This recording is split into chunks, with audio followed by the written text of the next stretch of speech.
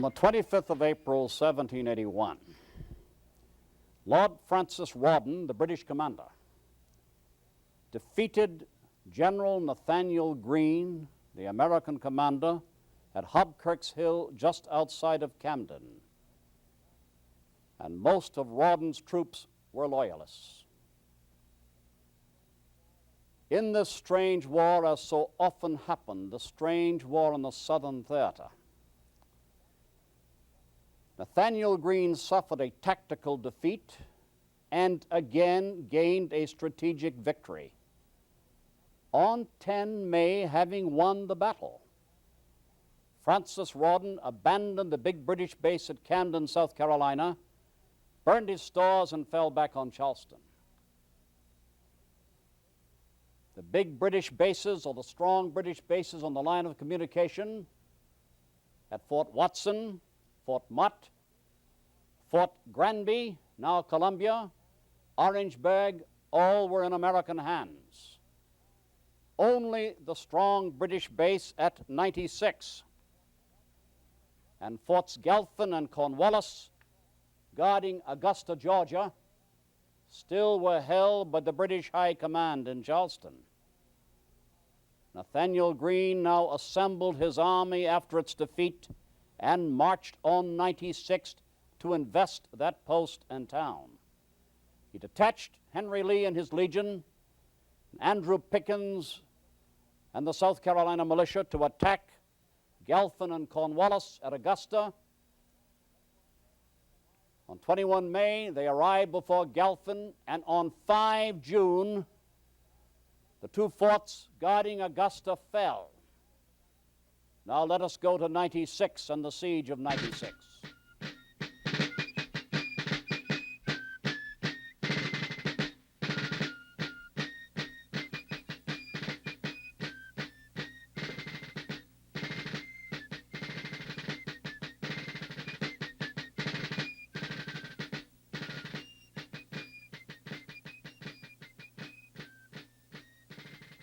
'96 was given this name, by the way, because it lay 96 miles from the chief town of the Cherokee Indians, Kiowa. It also had become the principal settlement in the district, which lay between the Saluda River and the Savannah, and gave its name, 96, to that district. This was a fertile area with the largest white population of any district in South Carolina up from the coast. When the British recovered the state after the Battle of Camden, they had established a strong base at 96, with Camden on its right and Augusta on the Savannah River to its left. These fortified areas watch the frontiers and form part of the chain of outposts extending from Charleston and Savannah and Georgetown to the upcountry of South Carolina and Georgia. The commandant at 96 at the time of Greene's siege, and the real hero of this action, was Lieutenant Colonel John Harris Cruger, a New York loyalist, an American of distinguished family connections, and the commander of a very fine loyalist regiment raised in the state of New York. His garrison included 350 provincial regular soldiers, loyalists, 150 men of Delancey's New York Regiment's 1st Battalion, and 200 men of the 2nd Battalion of New Jersey Volunteers, plus loyalist militia from South Carolina, led by a Colonel King. These last would not leave when given permission to do so by Colonel John Cruger. Instead, they gallantly released their excellent horses in the woods and refused to retreat to Charleston or Savannah and stood by Cruger. Now, a small stream right over that hill there, it still runs through the area, A small stream ran to the left of the village down a little valley, and this furnished the water for the town and the garrison. On a low hill to the west of the stream, the troops had constructed a stockade connected to the town with a fortified passage. This stockade, with the fortified town jail overlooking the stream from the village, constituted the water defense. But the principal defense of 96 was a star fort, right here.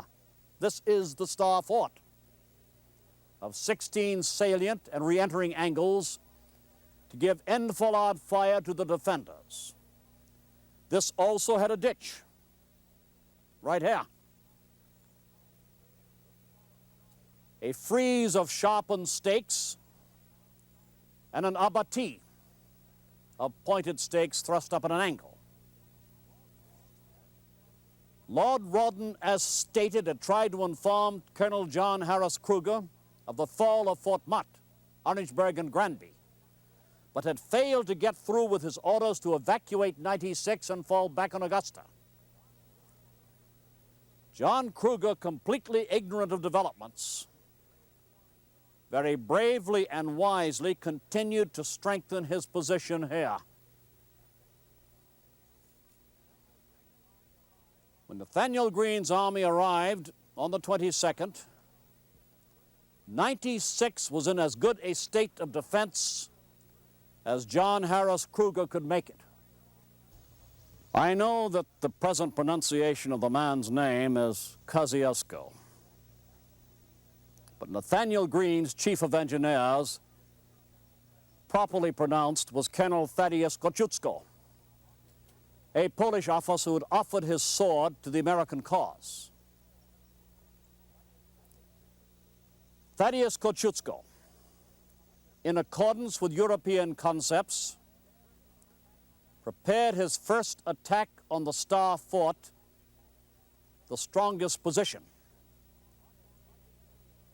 The logic being that the attack point here is the only area, really, where the attacking forces could not be brought under enfilade fire by the Star Fort, the stockade by the stream, or the town defenses themselves. And if this Star Fort could be taken, the town would fall.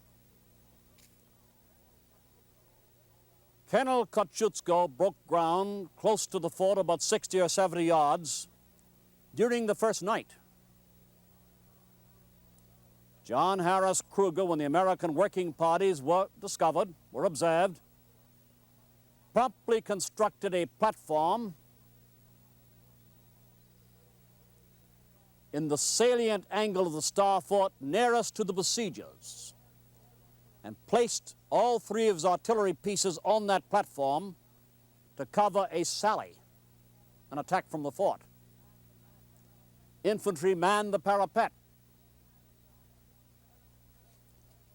Lieutenant Roney of Delancey's battalion, supported by a loyalist named Major Greene, waiting in the ditch outside the fort, rushed the American works with 30 picked men covered by artillery and musketry fire. Roney drove through the guards and working parties, bayoneting everyone he found. A following detachment of loyalists with a number of black servants demolished the American works and carried off all the tools. American losses were comparatively heavy, but John Harris Cruger lost only one man. Unhappily, Lieutenant Roney was mortally wounded in the assault and carried, dying, by his men back into the fort. The entire attack was so well timed, planned, and executed that the British Loyalist assault group was safely back inside the fortifications before support troops sent by Nathanael Greene arrived on the scene. Having been lessened somewhat roughly, Thaddeus Kosciuszko began his next approach on the night of the 23rd, under cover of a ravine some 300 yards, 250 yards from the fort. The ravine is still right there.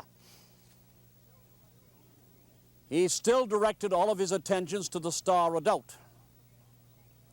And from the new attack area, Thaddeus Kosciuszko pushed forward regular and guarded approaches. These were interrupted frequently by sallies from the garrison. But in spite of this,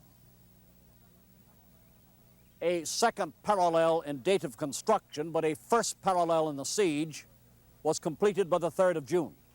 Nathanael Greene now was strengthened on the 8th of June with the forces from Augusta, Andrew Pickens arriving somewhat later than Henry Lee. Thaddeus Kosciuszko and Nathanael Greene had worked unremittingly to push the works forward to the Star Redoubt.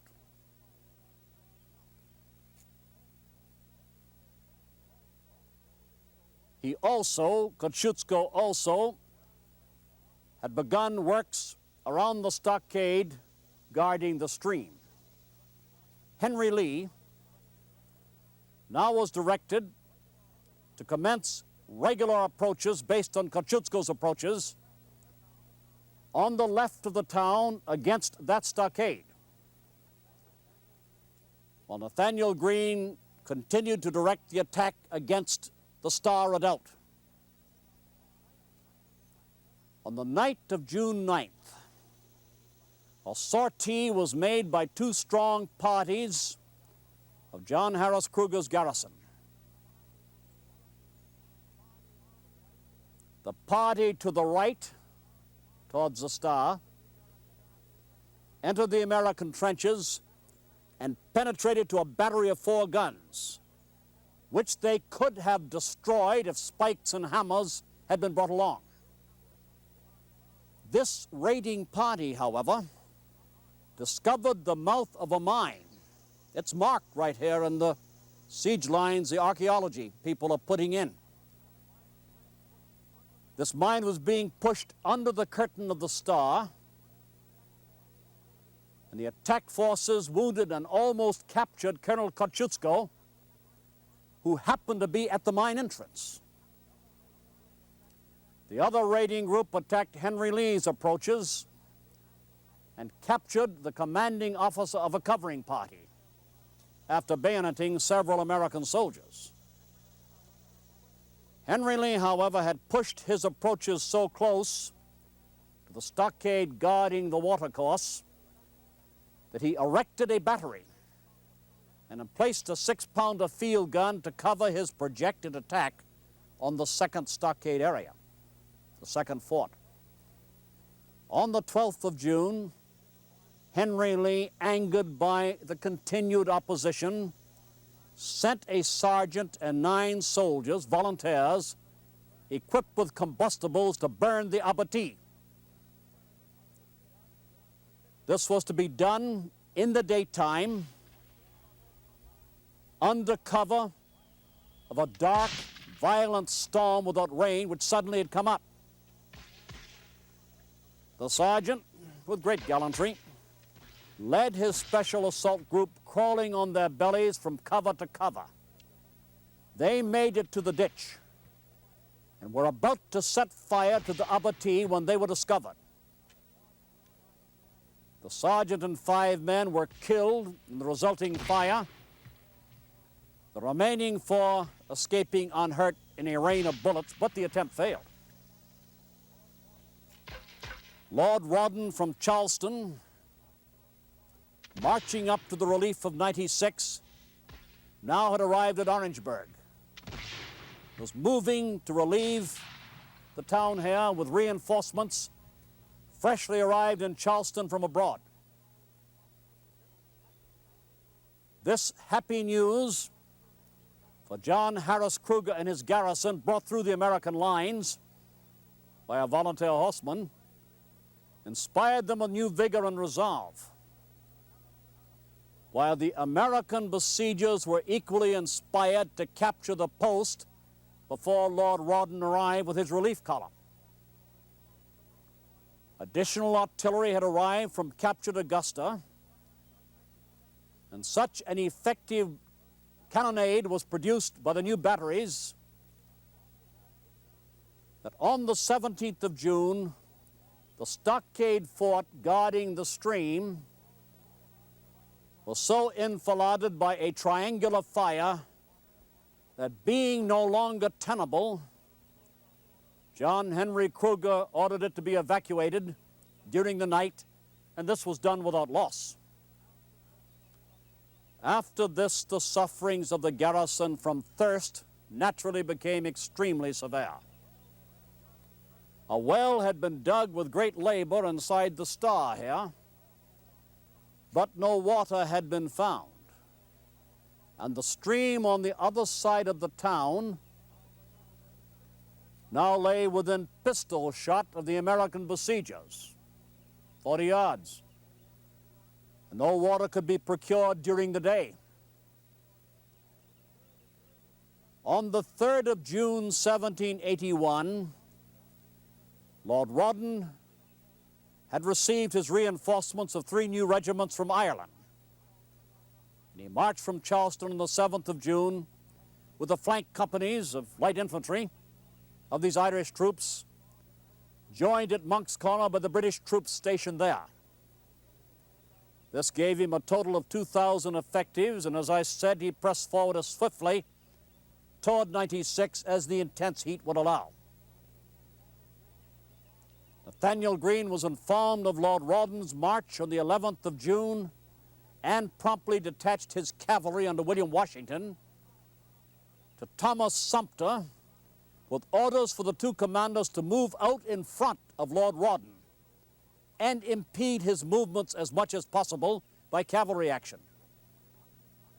This might permit capture of 96 before the relief fought its way up from Charleston. General Nathanael Greene now had regular intelligence of Lord Rawdon's approach, and he realized that it would be impossible to reduce 96 by regular siege approaches. He therefore decided to risk an assault, a direct assault. On the 18th of June, the American batteries laid down a heavy bombardment, and at noon 2 assault parties advanced, equipped with hooks to pull down the sandbags along the parapet here and tear down the parapet, tools to tear down the parapet. American riflemen in the Maham Tower, which had been built again in imitation of the tower at Fort Watson, and with the batteries were ordered to shoot any defender who showed himself. The Virginia and Maryland brigades manned the lines of the 3rd parallel, or 2nd parallel of approach, which had been built, and fired by platoons, which meant a constant and successive aimed volley fire. Now, we call this the 3rd parallel. Actually, Kosciuszko called it the 2nd.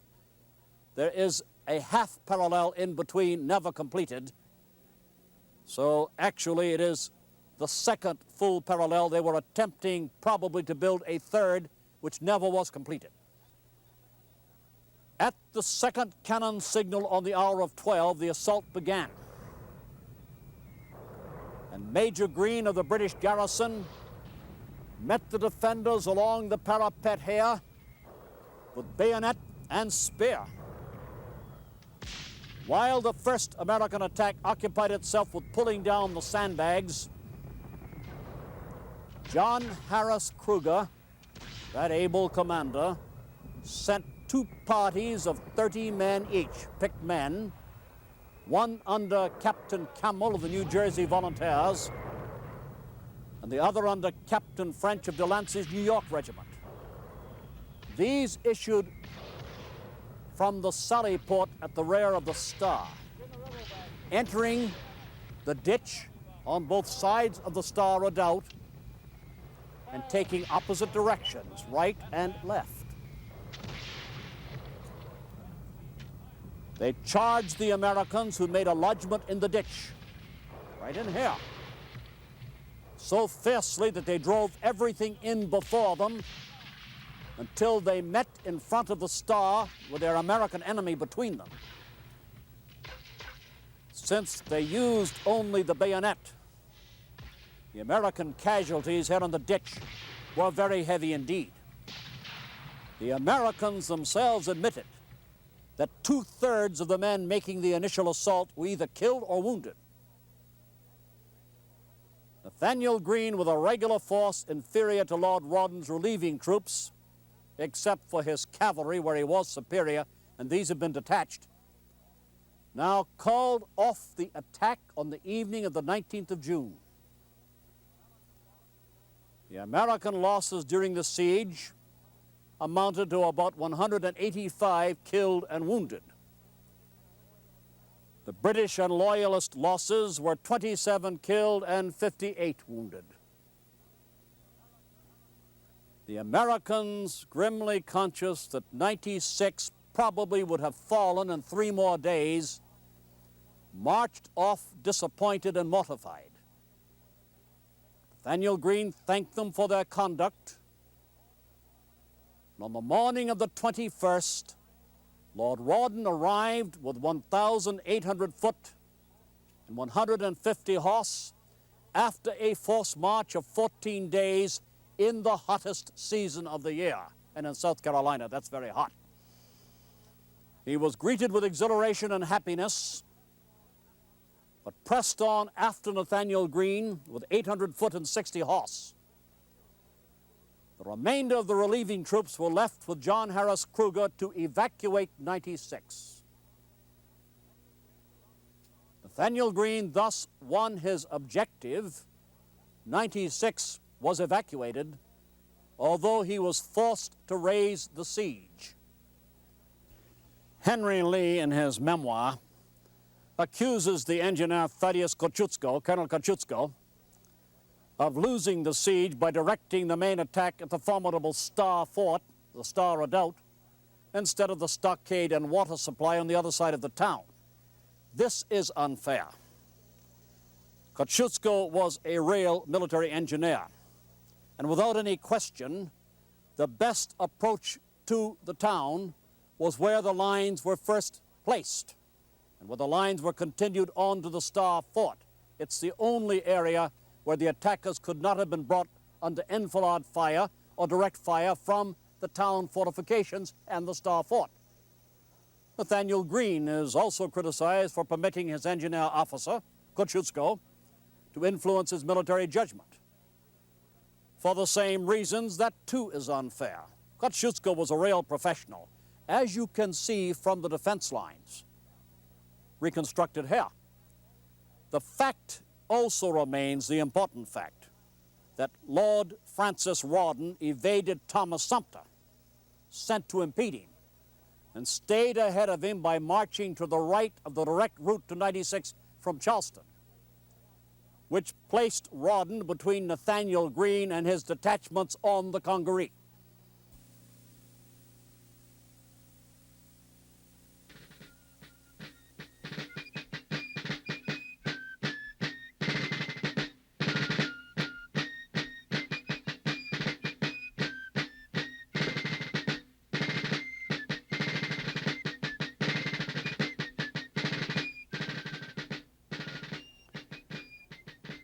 Nathanael Greene, while not defeated at 96, had been very thoroughly checkmated.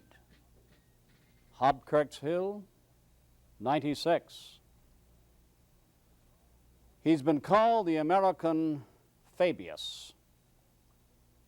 Like Fabius Cunctata, Fabius the Delayer, who never met Hannibal during the days of the Roman Republic and the Punic Wars, never met Hannibal in open combat, but prevented Hannibal from defeating the Roman army by constant pressure. It's a very apt name. Greene was uniformly unsuccessful in meeting and defeating the British armies whom he fought. At Eutaw Springs, which we shall discuss later, he almost defeated them and again failed at the very last part of the battle.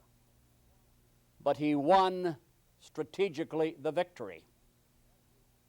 Every defeat, every British victory, every American defeat left Nathanael Greene in a stronger position.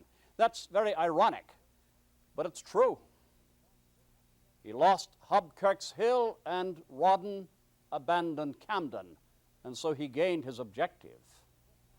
He could not take 96, and 96 was evacuated by John Harris Kruger, and the British garrison with Rawdon fell back on Charleston again. Each defeat produced a victory, and as each defeat produced a strategic victory, with Fort Watson, Fort Motte, Fort Granby, Orangeburg, Camden, 96, all in American hands, the British were pushed further and further back onto the coast, onto Charleston and Savannah, onto Beaufort, onto Georgetown, onto the immediate low country areas where they first had landed all the way back in 1780 and 1778 and 79. And so we have the strange picture of a country rising behind an American commander who had the moral character and strength to hold his armies together, Nathanael Greene, even after successive defeats, and take advantage of every single British mistake, and these were many. The British, to use a slang phrase, had to win to stay even. And even when they won toward this period of the war, they no longer could stay even. Cornwallis was at Yorktown, and the British were falling back now on Charleston and Savannah and the coast only.